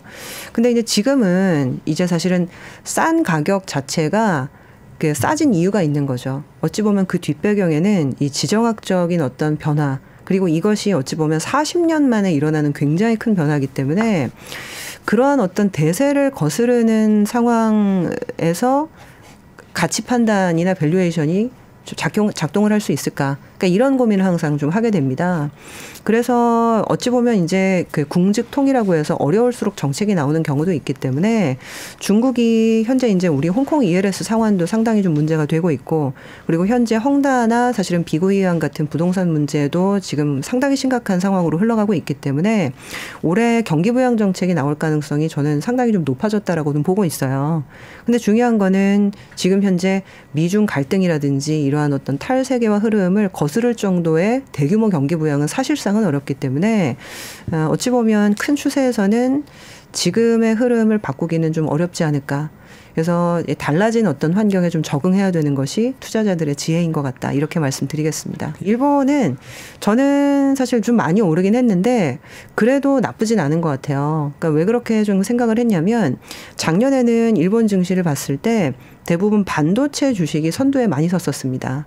그래서 이제 작년에 이제 미국에서는 반도체 과학법이라고 해서 이 칩스 앤 사이언스 액트, 이게 이제 반도체 보조금이 나왔는데 그 유사한 정책을 일본 정부가 내놨었거든요. 네. 그래서 실제 뭐 구마모토나 이런 데는 이제 TSMC 공장이랑 여러 가지가 많이 지어졌는데 그러다 보니까 작년에 주도주는 반도체였거든요. 근데 올해 제가 지금 오르고 있는 업종을 보니까 재미있게도 반도체나 IT도 여전히 오르고는 있는데요. 금융주가 굉장히 많이 오르고요. 그리고 부동산과 내지는 소비재와 제약회사도 굉장히 많이 오릅니다. 그러니까 대부분 내수주들이거든요. 근데 이제 이렇게까지 환율이 오르면 내수가 안 좋을 거다라고 생각했는데 왜 오르느냐라고 생각을 해보면 첫 번째 아까 말씀드렸던 PBR 1배 이하 상장사들은 개선 계획을 제출을 해라. 대부분 굉장히 저PBR주들이거든요. 그리고 두 번째는 일본이 지금 거의 저금리 정책을 뭐 한 20년 넘게 써왔기 때문에 일본의 은행주들은요, 대부분 이익을 사실은 많이 내지 못하고 정말 망하지 않을 정도로 정말 근근히 영업을 많이 하고 있었는데 올해 내년에 드디어 경제가 정말 충분히 좋아져서 금리를 조금 올릴 수도 있다는 얘기가 약간 나오거든요. 많이 올리진 않더라도. 그러면서 이제 일본 은행들이 영업이익이 상당히 개선될 것이다라는 얘기가 좀 많이 나오고 있어요. 그래서 이제 이런 것들이 좀 영향을 좀 주고 있는 거죠. 그래서 반도체에서 여타 섹터로 좀 확산이 되고 있는 그런 흐름들이 좀 나오고 있는 거는 사실상 굉장히 좋은 흐름이라고 생각을 하고 있고요. 근데 미국 같은 경우는 지금 너무너무 좋지만 지수가 매그니피선트 7이라고 해서 정말 7종목만 아주 집중적으로 올랐고 확산 기미가 없거든요. 작년 말에 잠깐 확산될 뻔 하다가 뭐 사실은 다시 이제 확산이 조금 약해졌고요. 지금은 그 매그니피선트 7 중에서도 마이크로소프트랑 엔비디아 2개만 남아있고 나머지 종목들은 지금 테슬라나 내지는 애플이나 뭐 여러 가지 이슈가 제기되면서 약간 탈락할 기미도 좀 있습니다. 그러니까 지수는 미국이 좋은데 사실상 여타 섹터로 확산이 되는 모양새는 사실 일본이 가지고 있기 때문에 사실 일본의 지금 증시 흐름은 상당히 선순환을 타고 있는 약간 그런 모양새라고도 보여집니다. 네. 올해랑 작년부터 이제 그 벅셔 해서웨이의 워렌 버핏이 지금 일본의 상사주를 굉장히 많이 사고 있거든요. 그러다 보니까 작년부터 그게 많이 회자가 돼서 우리나라 개인 투자자들도 일본 주식을 많이 사기 시작한 게 작년부터예요. 네. 근데 사실 차트를 보시게 되면 굉장히 공교롭게도 2011년도부터 올랐습니다. 그러니까 이미 오른 지 10년이 넘었거든요. 그래서 사실 한 10년 정도가 이제 흐르게 되면 한 번 정도 트렌드가 바뀌 바뀌기도 하고 이미 이제 저점 대비 굉장히 많이 올랐기 때문에 차익 실현이 한번 나올 수 있는 상황은 분명히 맞거든요. 그래서 이 지수에 대해서는 뭐 어느 정도 좀 변동성의 확대에 대해서 경계할 필요는 있기는 한데 중요한 거는 많이 올랐다라고 해서 꼭 조정을 받는 건 아니거든요. 사실 미국 같은 경우에도 많이 올랐다고 했지만 오히려 연초 조정을 받았을 때 또 사는 게 답이었던 경우도 굉장히 좀 많았기 때문에 지금 현재 일본 증시 그리고 경제 펀더멘탈을 보기 위해서는 결과적으로 지금 쓰고 있는 정책들 주주에 대한 어떤 환원 정책이라든지 그리고 엔저에 대한 정책이라든지 그리고 이제 저금리에 대한 어떤 정책들이 기본적으로 바뀔 가능성이 있는가 이것들이 먼저 판단이 이루어져야 될 것 같고요.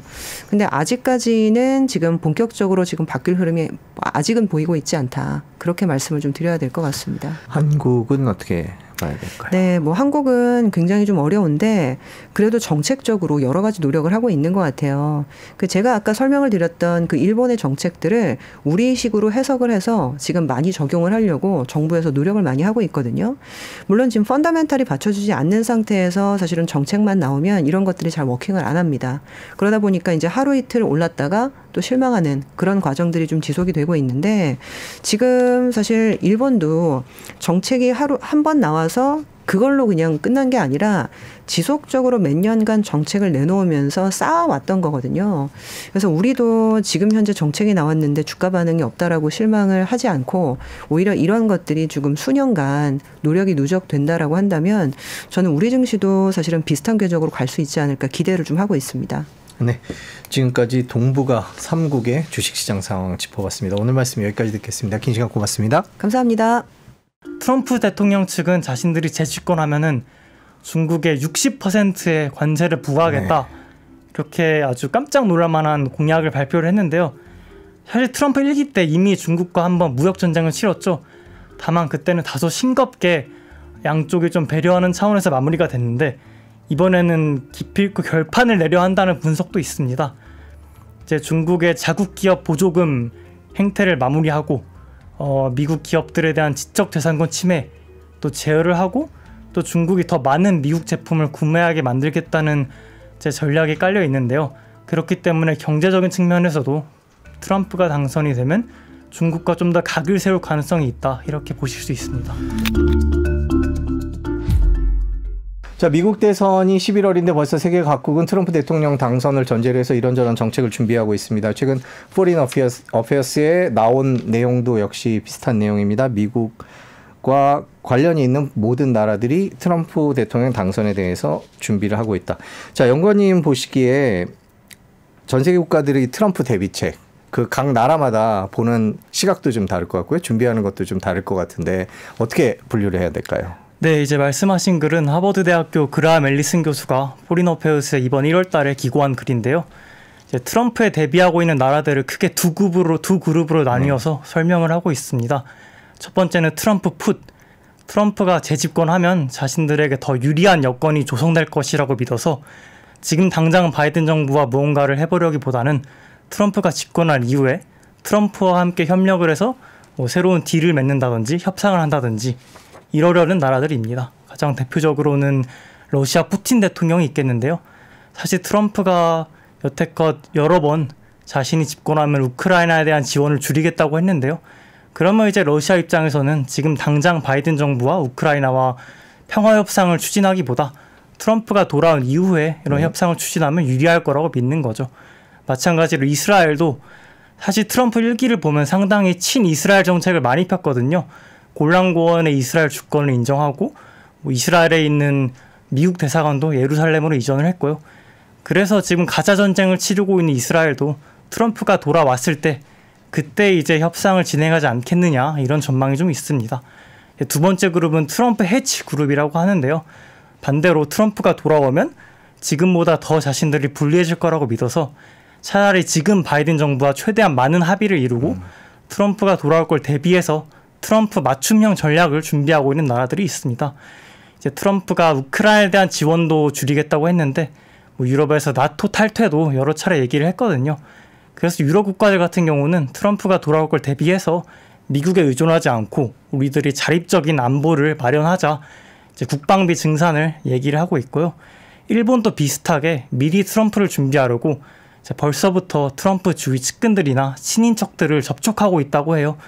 이게 모두 트럼프가 돌아올 걸 대비해서 각기 다른 방향으로 준비를 하고 있습니다. 간단히 말씀드리면 아무래도 트럼프 1기 때 좀 이득을 보거나 네. 희망을 봤던 나라들은 트럼프가 올 때까지 여러 가지 합의들을 밀어놓는 거고, 트럼프 1기 때 조금 조심스럽고 위험한 상황에 있었던 나라들은 그 전에 최대한 많은 것들을 해결해 놓으려고 하는 그런 양상입니다. 자, 그럼 일단 미국 입장에서 보면 미국의 외교 정책 이런 쪽은 지금 현 바이든 정부랑 어떤 면에서 달라질까요? 네, 사실 많은 분들이 바이든 행정부, 바이든 대통령이 친절한 마스크를 쓴 트럼프다, 혹은 뭐 조금 더 세련된 트럼프다, 이런 지적을 하시는데요. 틀린 말은 아닙니다. 사실 바이든 정부도 트럼프와 마찬가지로 미국 아메리카 퍼스트 정책을 펼쳤고, 또 미국 제조를 중시해서 다른 동맹국보다는 미국에 와서 제조하고 생산하라, 이런 걸 강조를 많이 했는데요. 우리나라에도 잘 알려진 IRA 법안 같은 경우도 사실 한국 기업들에게 크게 이득이 안 되고 오히려 좀 손해가 될 수 있다, 이런 분석들이 많았지 않습니까? 그래서 트럼프 대통령과 바이든 대통령의 차이가 크게 없다라고 볼 수도 있는데, 다만 몇 가지 좀 명확한 차이가 있습니다. 먼저 바이든 대통령 같은 경우는 그래도 미국의 국제적인 위상, 국제적인 리더십을 강조하는 편이고, 네. 동맹들과의 관계도 중시하고요. 그래서 특히 가장 최근에는 이제 예멘에서 후티 반군이 홍해를 지나가는 상선들을 공격하고, 이제 그에 따라서 영미 연합군이 미사일로 반격을 하고 있지 않습니까? 사실 미국 내에서는 이런 것까지 왜 우리가 해야 하냐, 이런 거는 중동 나라들이나 유럽 국가들이 해야 될 거 아니냐, 이런 지적도 있습니다. 여하튼간 바이든 행정부는 그럼에도 불구하고 단기적인 손해나 비용을 감수하고서라도 장기적인 이런 국제 질서, 미국의 리더십과 위상, 이런 것을 중시하는 것이 눈에 띄고요. 반면 트럼프는 바이든에 비해서 조금 더 아메리카 퍼스트를 극단적으로 관철시키려고 할 가능성이 좀 높습니다. 그리고 미국의 국익을 우선시하면서 이 국익의 정의 자체를 상당히 좋게 잡을 수도 있거든요. 제가 개인적으로 상당히 기억나는 것이 이제 2017년이죠. 트럼프 대통령 임기 첫 해인데, 당시에 미국 국무부가 민주주의 확산을 자신들의 정책 목표 리스트에서 지우려고 했습니다. 근데 지난 수십 년간 미국의 주요 외교 정책 중 하나가 민주주의 확산이었기 때문에 상당히 큰 함의가 있는 이런 에피소드였는데요. 이제 미국의 역할에서 몇 가지를 지워가면서 자신들이 해야 될 일만 반드시 하겠다, 이런 걸 보여주는 거고, 또 트럼프 1기 때는 사실 힘을 통한 평화를 상당히 강조했거든요. 네. 이제 그때 본격적으로 중국과 러시아와 강대국 경쟁을 시작했고, 그런 의미에서 바이든과는 좀 결이 다르다고 볼 수 있겠습니다. 작년 말에 타기한 헨리 키신저 전 미국의 국무장관이죠. 이분이 하신 말씀이 국제 정치, 국제 질서는 정당성과 힘의 균형에서 생성이 된다, 이런 말씀을 하셨는데요. 바이든 정부는 정당성에, 트럼프는 힘에 조금 더 무게를 둔다, 이렇게 보시면 될 것 같습니다. 그리고 또 미국은 어쨌거나 국내 정치의 연장선으로서 대외 정책이 형성되는 나라이기 때문에 국내 정치 노선이 외교 정책에도 영향을 줄 가능성이 있는데요. 가장 대표적인 게 에너지 부분입니다. 네. 바이든 행정부의 인플레이션 감축법, IRA, 우리나라에서도 유명하죠. 기존의 석탄이나 이산화탄소를 배출하는 이제 화석 연료에 대한 규제를 강하게 들어가고 있는 편이고, 시엘가스처럼 미국이 압도적으로 많이 생산할 수 있는 에너지 부분조차 규제를 하고 있는 모양새를 띠고 있는데, 그에 비해서 트럼프를 포함한 공화당 대부분은 미국의 에너지 독립을 상당히 강하게 주장하고 있습니다. 그래서 시엘에 대한 규제를 전폭적으로 풀고, 석탄도 계속 사용하고, 원자력도 발전시키고, 그렇게 해서 외부적인 충격에 미국의 경제가 크게 영향받지 않도록 노력을 하고 있는데요.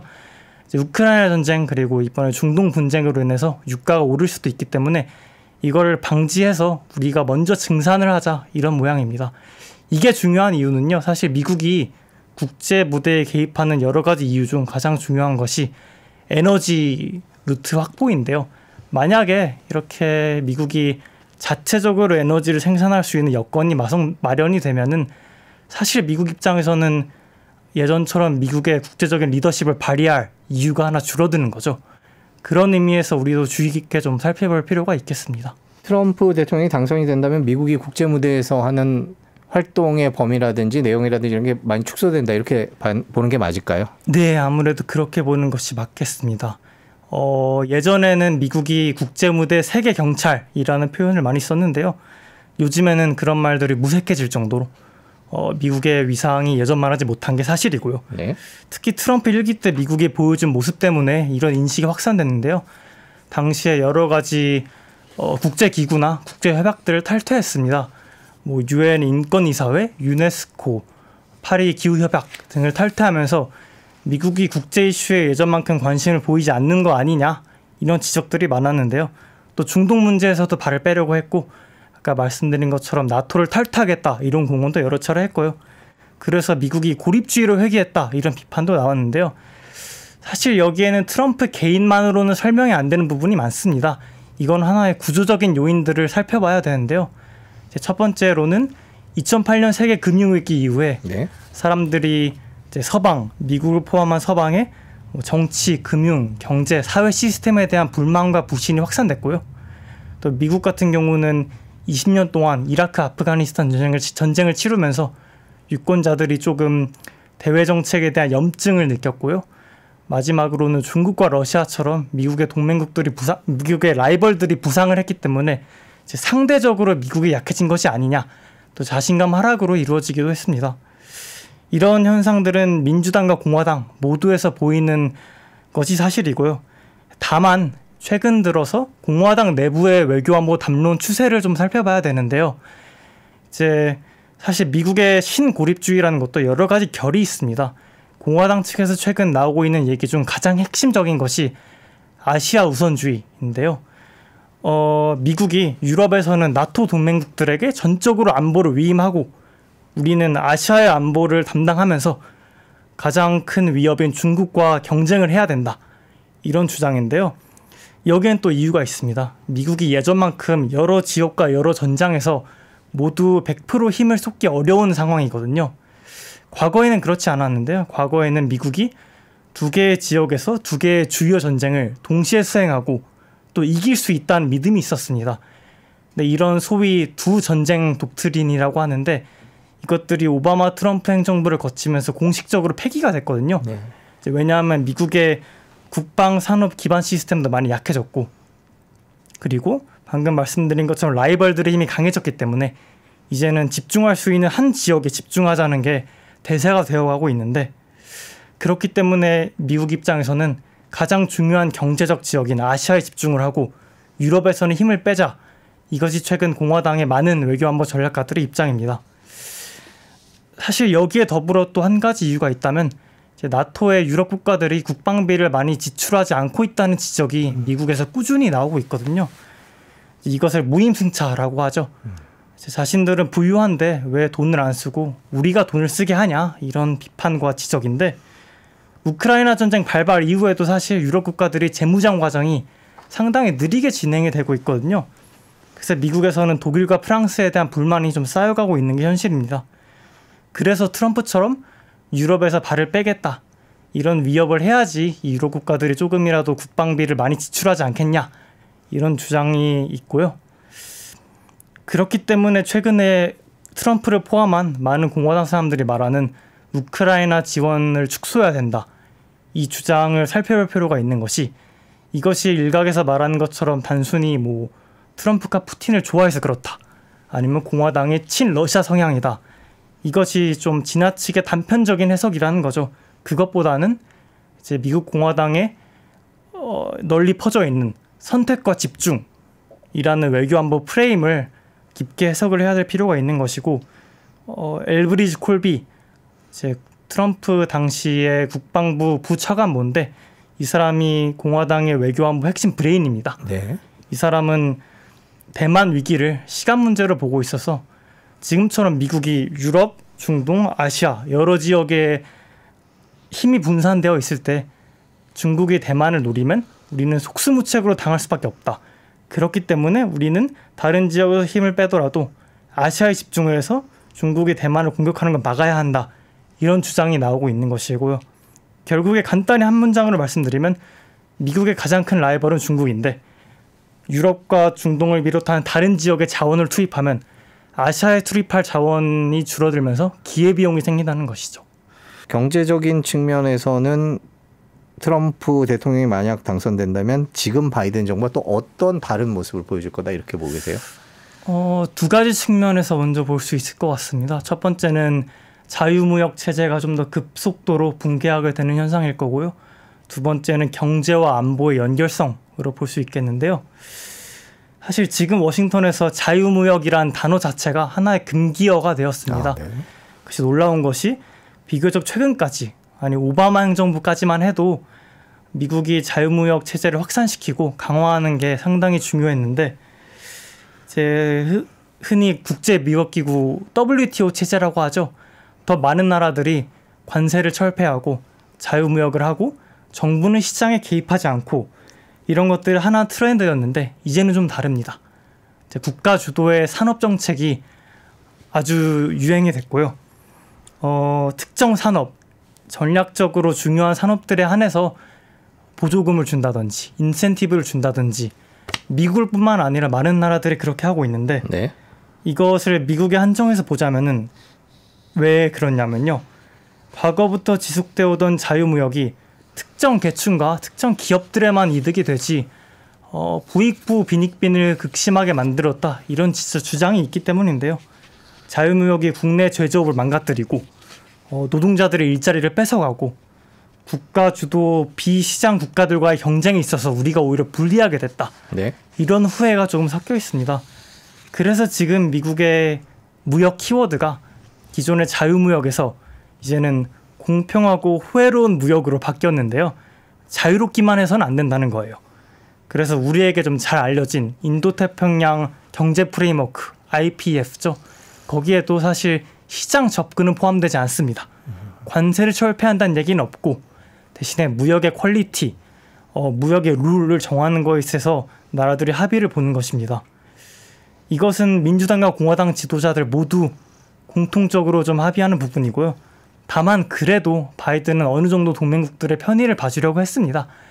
IRA 법안에 있어서도 미국과 이미 FTA를 맺어놓은 국가들의 그 나라들의 기업들에 한해서는 혜택을 주려고 했고 더 많은 동맹국들에게 그 혜택을 받을 수 있도록 하기 위해 자유무역이라는 것의 정의 자체를 폭넓게 해석하려고 했거든요. 네.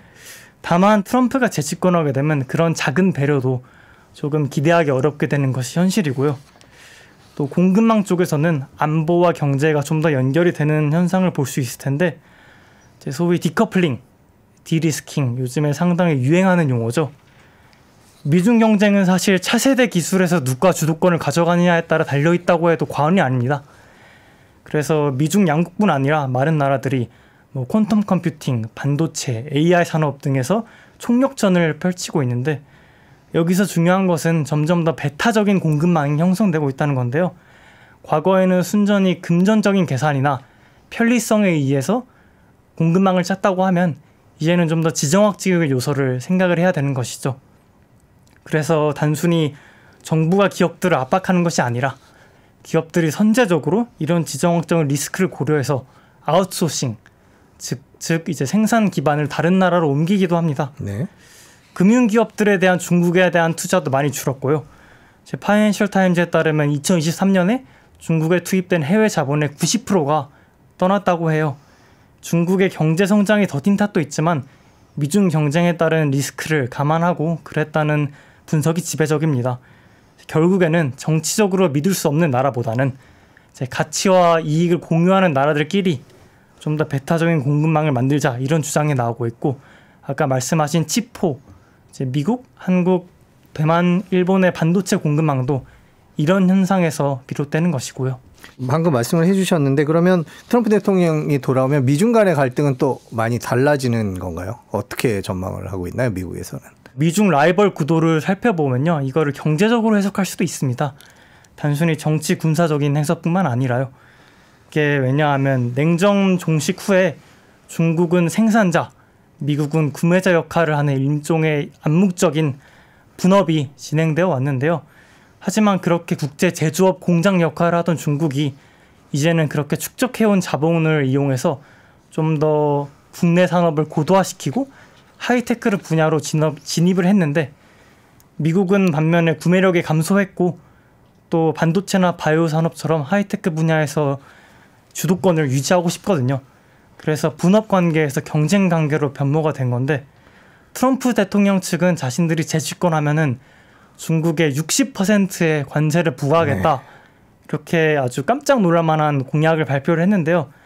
사실 트럼프 1기 때 이미 중국과 한번 무역 전쟁을 치렀죠. 다만 그때는 다소 싱겁게 양쪽이 좀 배려하는 차원에서 마무리가 됐는데 이번에는 기필코 결판을 내려 한다는 분석도 있습니다. 이제 중국의 자국 기업 보조금 행태를 마무리하고 미국 기업들에 대한 지적재산권 침해 또 제어를 하고 또 중국이 더 많은 미국 제품을 구매하게 만들겠다는 전략이 깔려 있는데요. 그렇기 때문에 경제적인 측면에서도 트럼프가 당선이 되면 중국과 좀 더 각을 세울 가능성이 있다 이렇게 보실 수 있습니다. 트럼프 2기가 1기랑은 사뭇 다를 것 같기도 해요. 같은 사람이 한번 건너뛰고 이제 대통령이 되는데 뭐가 막 제일 많이 달라질까요? 저도 사실 트럼프 2기에 대해서 가장 걱정되는 것이 이 불확실성인데요. 사실 트럼프 1기만 해도 꽤 예측 가능했던 부분들, 생각보다 긍정적이었던 부분들이 있었거든요. 트럼프 행정부의 많은 외교 정책이 의외로 미국 외교안보층, 공화당 주류, 심지어 민주당에서도 합의할 만한 부분들이 많았습니다. 네. 뭐 이란과의 핵협정 파기도 많은 비판을 받았지만 그것은 어떤 공화당 대통령이 당선됐어도 추진됐었을 일이고 탈레반과 평화협정을 맺은 거, 시리아 철수 이런 것도 민주당과 공화당 양당 모두에서 크게 찬성하는 부분이었고요. 뭐 아시아에서는 쿼드를 만들었는데 이것도 공화당 민주당 가리지 않고 꽤나 높은 평가를 받는 정책입니다. 그래서 사실 미국 보수 진영 측에서는 트럼프의 외교 정책이 혼란스러웠지만 큰 방향에서는 옳았다. 네. 이런 진단 내리기도 하고요. 다만 이것이 가능했던 이유는 트럼프 개인의 능력뿐만 아니라 주위 인사들의 여러 기여가 있었다는 점을 유의를 해야 되는데요. 뭐 짐 매티스 전 국방장관, 뭐 허버트 맥마스터 전 국가안보보좌관 등 소위 말하는 방 안의 어른들, 이 트럼프가 옳은 길로 갈 수 있도록 많이 도움을 줬다고 해요. 그런데 이들 중 대다수가 사실 임기 중에 좀 불명예스럽게 사임을 하기도 했고 어떤 분들은 트럼프가 트위터로 해고를 발표하기도 했고요. 그랬죠. 뭐 2020년 대선 불복을 트럼프 대통령이 하면서 아 이것은 내가 참을 수 없다 하고 먼저 사임한 분들도 계셔서 결국 2025년 트럼프 2기가 출범하면은 트럼프 입장에서는 능력 있는 사람들보다는 아무래도 나에게 좀 더 충성심을 보일 사람들을 기용하지 않겠느냐 이런 전망이 지배적이고 그렇게 되면은 트럼프 1기 때 보여줬던 많은 방향성은 옳았던 정책들이 다시 실현되기 어렵지 않겠냐 이런 우려와 걱정이 좀 있습니다. 우리나라 얘기를 여쭤볼 수밖에 없는데 우리나라는 어떻게 해야 될까요? 미국에서도 동맹국들의 외교 전략에 대한 분석들이 많이 나오긴 하던데요. 사실 트럼프 본인도 동맹이라는 개념 자체를 적대시하는 것은 아니거든요.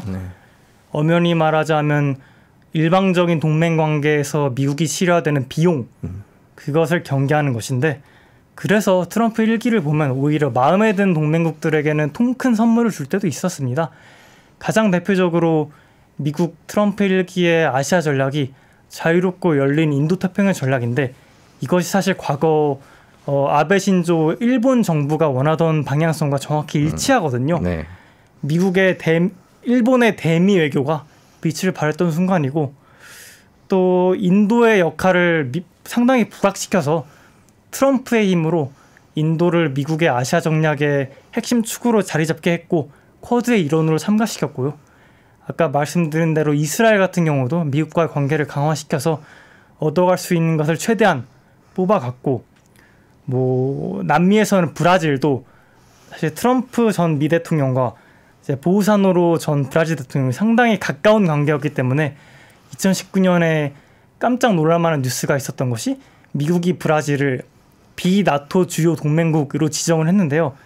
이것은 사실 한국을 포함해서 16개 나라만이 누릴 수 있는 특권입니다. 그래서 결국에 트럼프가 자신의 마음에 들면 오히려 더 큰 선물을 줄 때도 있는데 그런 걸 우리가 좀 유의해 둘 필요가 있겠고요. 반면 우리나라 일각에서는 오히려 트럼프가 돌아올 걸 대비해서 중국과 좀 더 밀착을 해야 되지 않겠냐 이런 비판을 하신 분도 계시는데요. 다만 우리가 아시아 안보 체제에서 약한 고리로 인식되면은 오히려 트럼프의 미국이 우리를 먼저 손절할 명분을 주게 될 위험이 있습니다. 자기 실현적인 예언이 되는 거죠.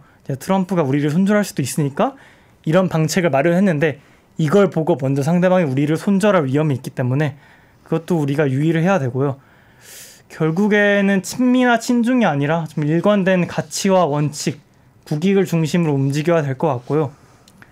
사실 이런 리스크를 마주하고 있는 건 우리나라뿐이 아니거든요. 네. 일본과 호주도 마찬가지로 한국뿐만 아니라 중국의 도전과 트럼프의 귀환이라는 이중 소용돌이를 맞이하고 있는데 이 나라들과 좀 조율하면서 파트너십을 강화하고 트럼프 리스크를 관리하는 것이 가장 현실적인 방안이 아닐까 싶습니다.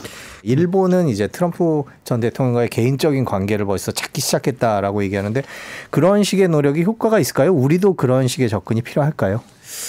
사실 어느 정도는 필요하다고 보는 것이 성공적이었다고 증명된 사례들이 있거든요.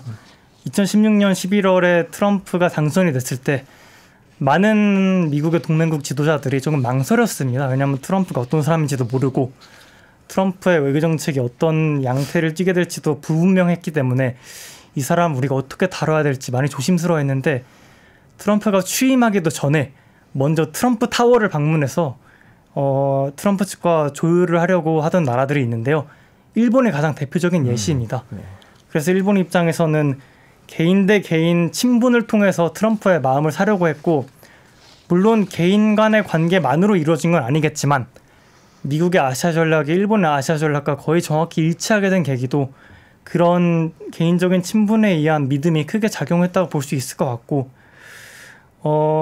사실 뭐 A라는 현상과 B라는 현상이 같이 일어났다고 해서 A가 B를 불러일으켰다는 주장이 항상 맞는 건 아니지만 미국과 친하게 지낸 트럼프 1기 때 많은 걸 뽑아낸 나라들을 보면은 이제 트럼프와의 개인적인 친분에 의존을 많이 한 나라들이 있는데 사실 우리가 트럼프만 볼 것은 아닙니다.